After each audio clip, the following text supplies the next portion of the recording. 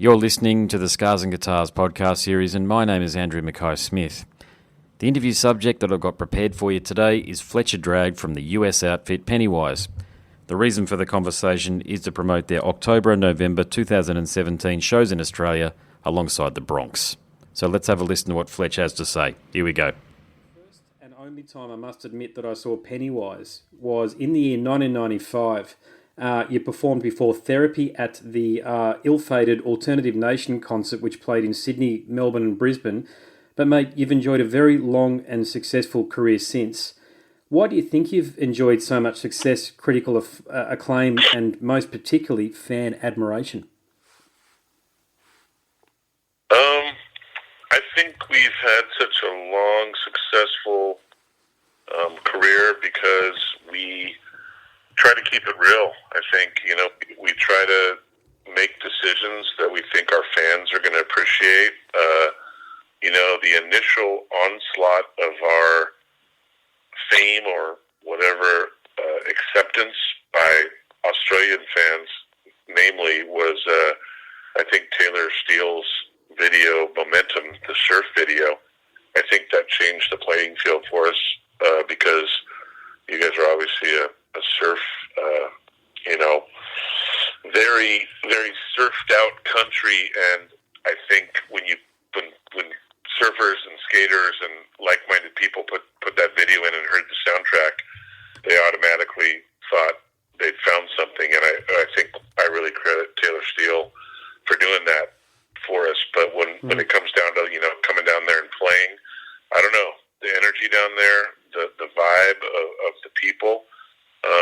It wasn't like going to play for a bunch of punk rockers. It was going to play for a bunch of surfers that like to drink beer and liked punk rock. So It was like right up our alley because we grew up surfing and skating and playing punk rock and drinking beer. So it was like a home away from home. And I think we've just tried to keep our heads about us and just appreciate what we've got and try to take care of our fans and always think about our fans as far as songs are writing and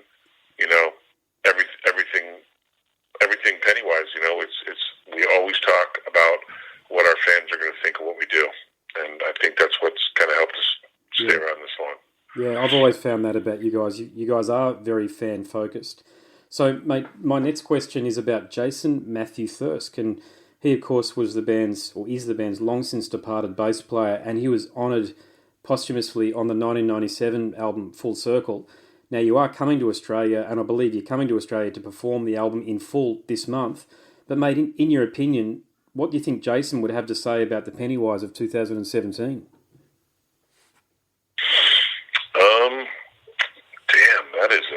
That is a mixer of a question right there. I think he'd be pretty stoked on it.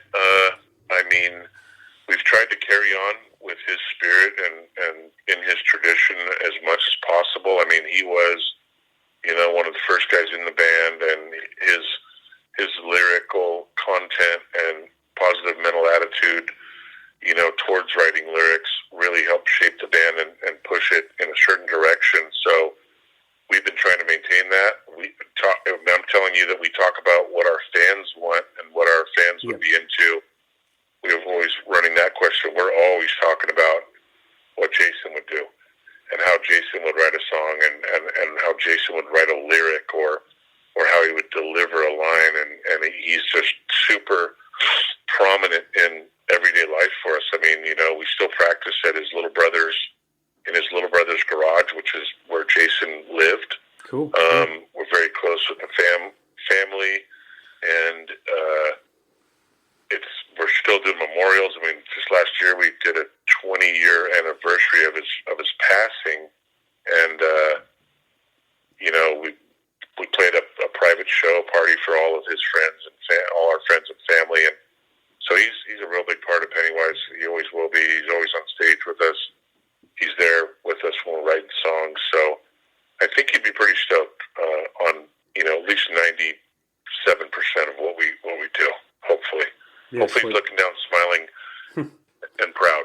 Yeah, I feel rather privileged to be, and I think it's probably fair to say, one of the few fans, in terms of the percentage of your fans that would have seen you guys live over the last 30 years, to have actually witnessed Jason playing the band. As I mentioned, I watched you guys in 1995 on the Alternative Nation Festival. And, mate, next question sort of linked to the members of the band, and you seem very close.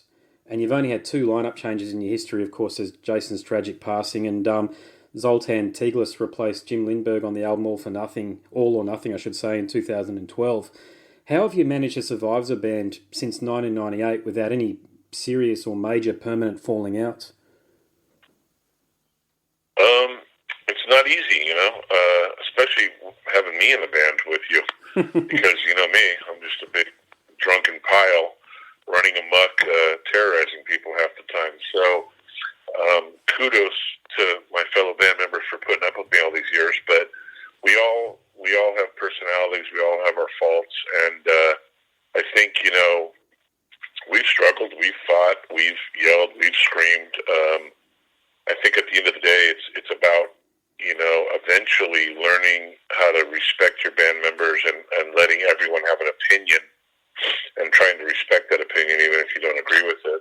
The problem is democracy is a really hard thing in real life, and yes. you need to, with art, you can't point at a picture on the wall and tell somebody to like it. Three people like it, one person hates it, doesn't want to look at it. So Pennywise is a giant compromise.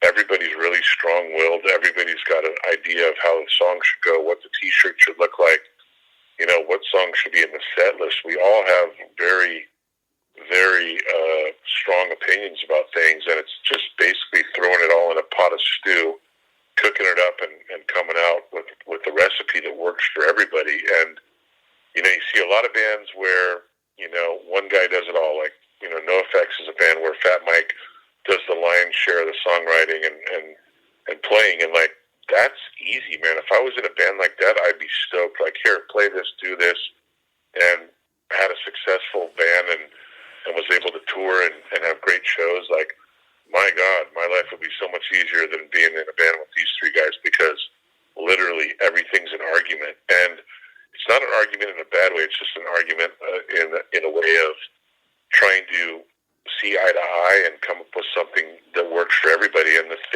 fact is that when you have 4 people, and you put them together, that's what makes Pennywise.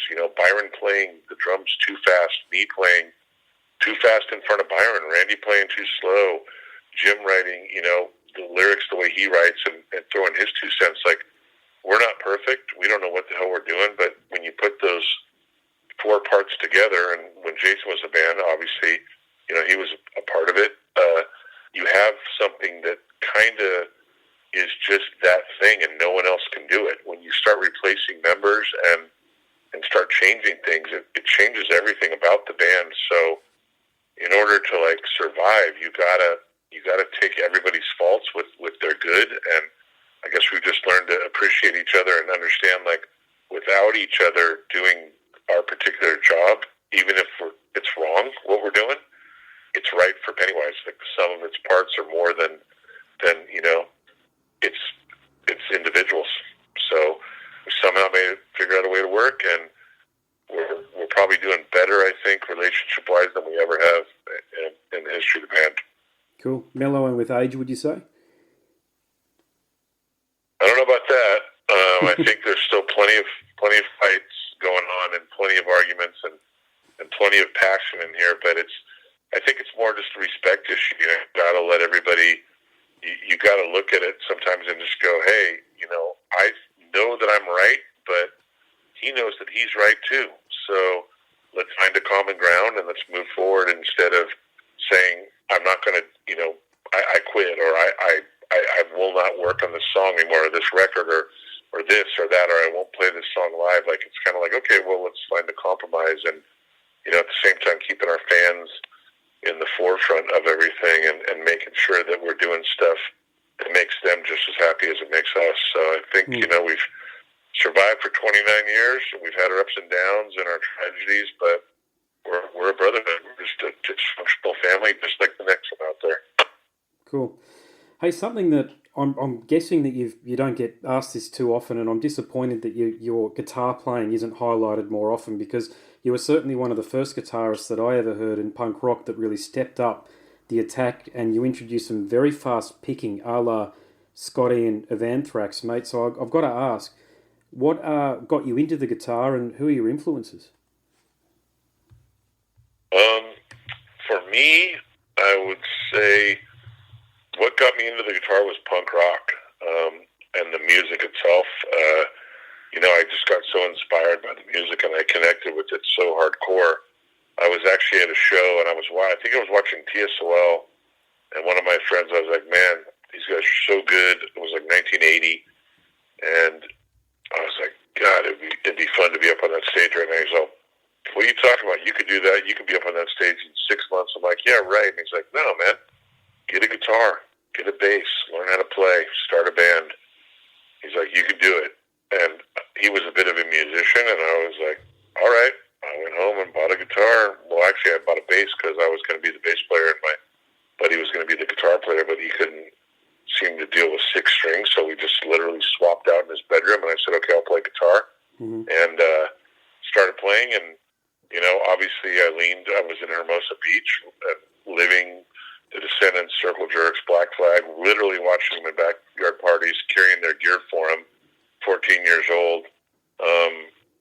And I just was heavily influenced by the South Bay punk rock scene, and namely Greg Ginn from Black Flag, and then eventually Lyle Presler from Minor Threat. I really liked the speed, and that really pushed me into kind of a real grindy guitar tone like Black Flag, but at the same time a really fast picking guitar style like Minor Threat. And and eventually, I was always a fan of metal, but Metallica and Motorhead and stuff like that. I really got into Kill 'Em All and Master of Puppets, like that super fast, tight picking, muting. And I kind of took the Black Flag, Minor Threat, and then the guitar tone of Metallica, and threw that in the microwave and pressed go, and came out with, I guess, my style. Yeah, I'm definitely hearing that. Yeah, I know it's one of those interesting things that I'm 39, so I grew up in the age of print media. When I was a teenager, and I used to scour the pages because I am a musician. I'm a guitarist and bass player, and I've always been a Pennywise fan, and I used to look for interviews with you in the pages of Guitar World and the other guitar-related magazines, but I could never really find too much. There was a few footnotes here and there, and you were asked for a quote here and there, but do you remember that era in the 90s when print media was rather large? And were you ever approached by the guitar magazines to do interviews? Yeah, I did a fair share of them. I had one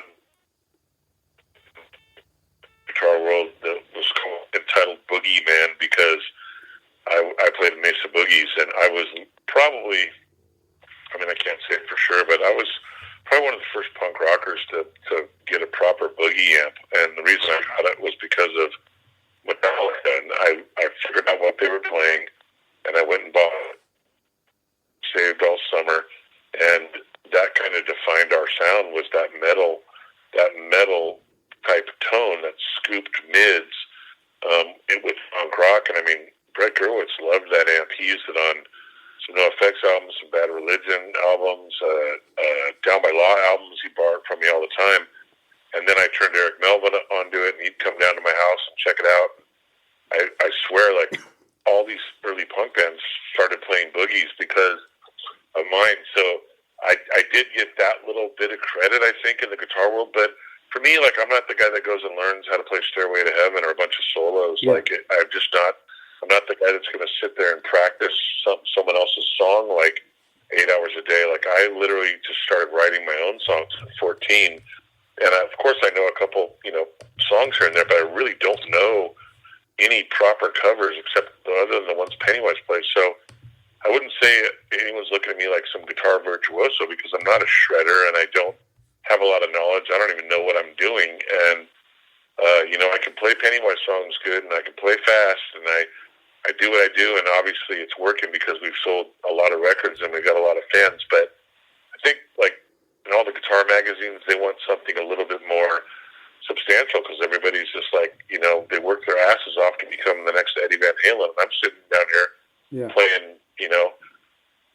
guitar chords at 300 miles an hour and muting like a madman. And it's not that difficult, but it's definitely playing a Pennywise song is not the easiest thing to do either. You that's right. You gotta work at it. It's bloody hard. It's very hard.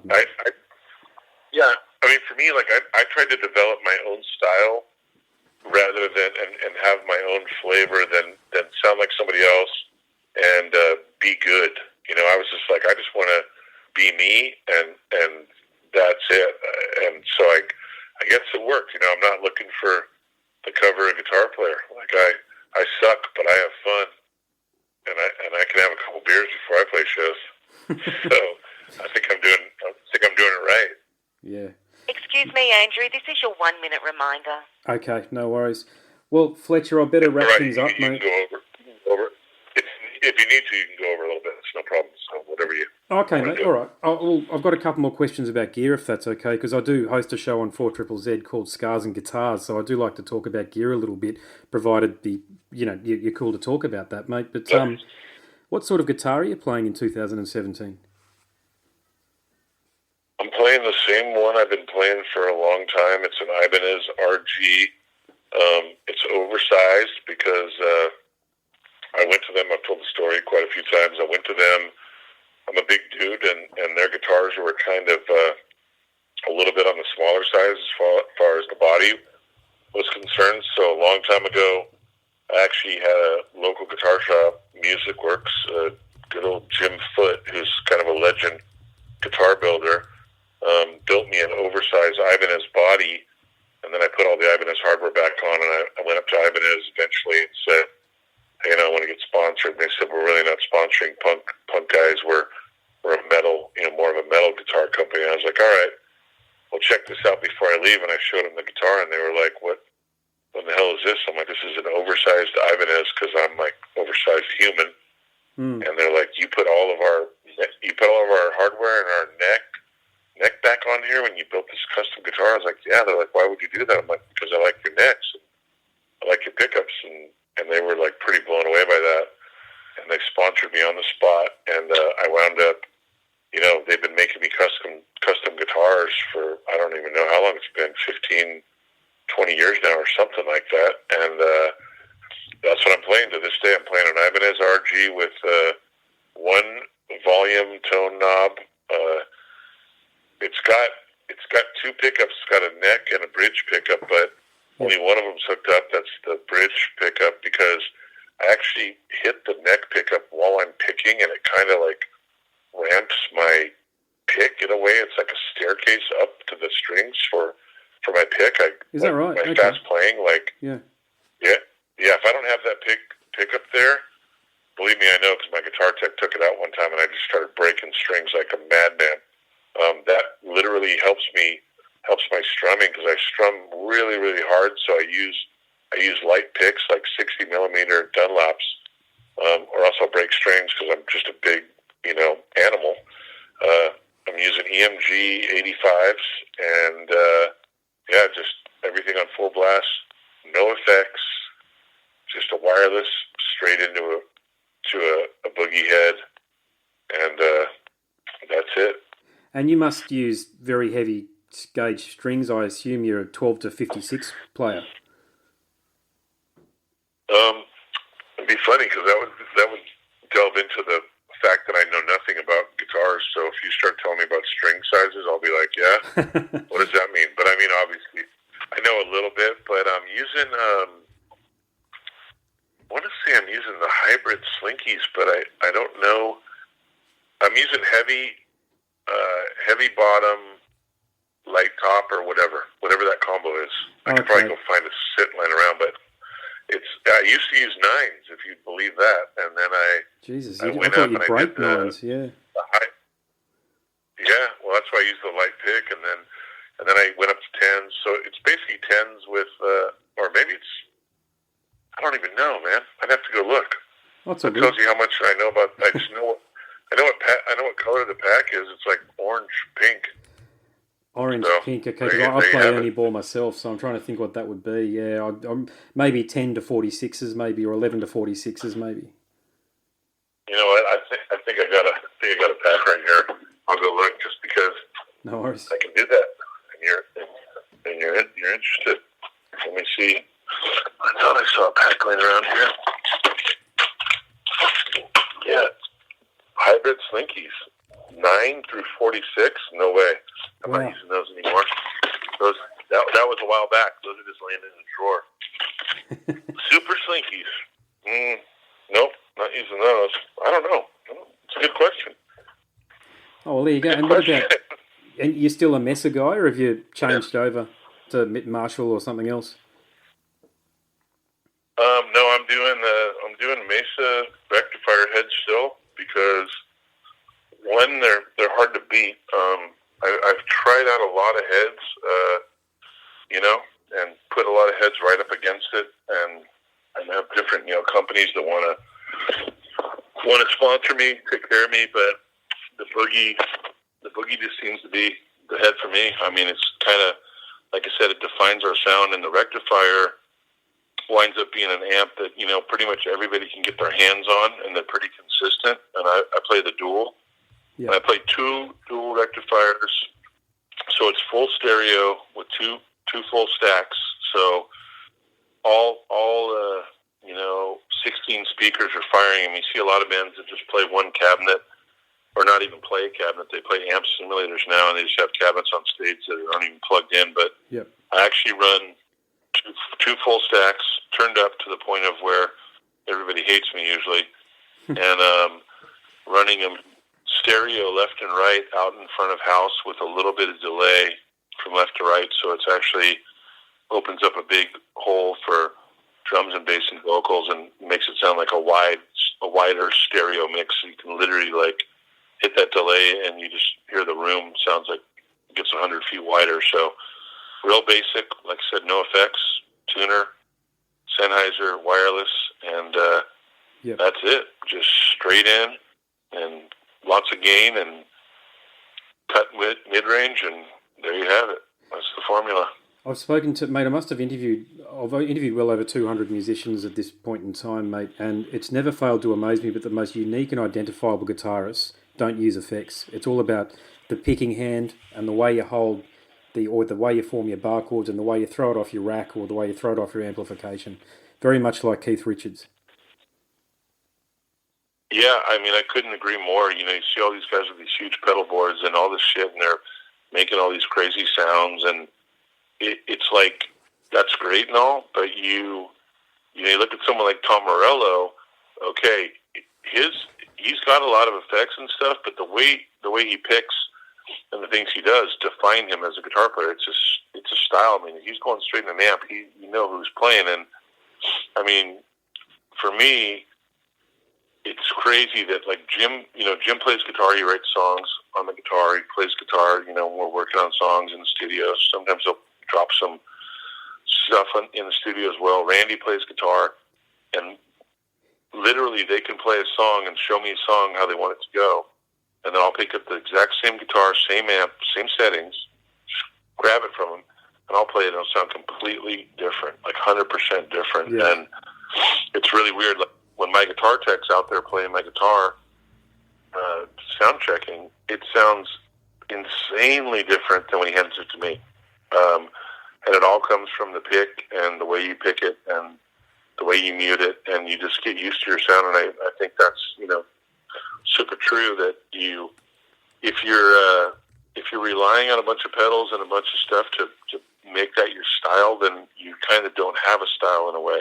And if you just play the guitar straight in without any effects, that's how you develop your style. And then if you want to use stuff after that to kind of sweeten it up or change it up. I mean, I definitely use effects in the studio, and wahs and delays and stuff like that. But live, I never get around to it. I mean, there's been times when I've tried to use delays and this, that, and the other. It's too crazy up there. Pennywise shows are out of control, and I don't have a place to doing stage dives and kicking my shit around and knocking my amps over. So I kind of just learned how to just do it all, just straight in, plug it in, and go.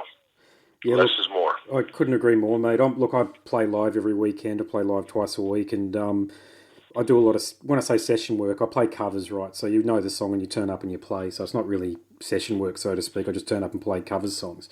But whenever I say musicians that have a bunch of bass players or guitarists that have a bunch of effects in front of them, I think this is going to end in tears, because I've even seen punters pour beer into effects units that are mounted in front or underneath the microphone stand. There is so much that can go wrong when you're playing live. The last thing you want to have is anything on the ground that can be messed with by somebody around you, or that can just experience some sort of fragility and fail. Yeah, I mean, absolutely. You know, the more stuff you put in the chain. I mean, I've recently had to play a bunch of shows without my wireless, just because it wasn't working properly, and there was interference, and I had to play on a cord. And besides tripping over the cord, which sucks, it sounded great. Just plugged right in. You know, no wireless, no gain from the wireless. It was just pure. And you got two things go wrong: either your guitar's broken, well, I guess three, or your cord's broken, or your amp's broken. So it's pretty much, the chain's right there. And I think, the less you have, the cooler it is, the more raw, the more real, the more stripped down it is, full Keith Richards style, Yeah, totally, mate. Yeah. Mate, I better wrap things up. I want to thank you so much for your time. You're a legend. I'll certainly be in the audience when you guys tour at the... I'm from Brisbane, Queensland, mate, so I'll be in the Brisbane show, mate. I hope we can catch up and have a beer, actually. Let me know. I'll be lurking around. My beer will probably be like rum or vodka, but yeah, I'll definitely have one with you. All right, mate, for sure. We'll have a bundy together. All right, cool. Sounds good, man. All right, thank you, brother. Cheers. All the best. You've been listening to the Scars and Guitars podcast series, and my name is Andrew Mackay-Smith. That interview subject was Fletcher Dragge from the US outfit Pennywise. Thanks so much for listening.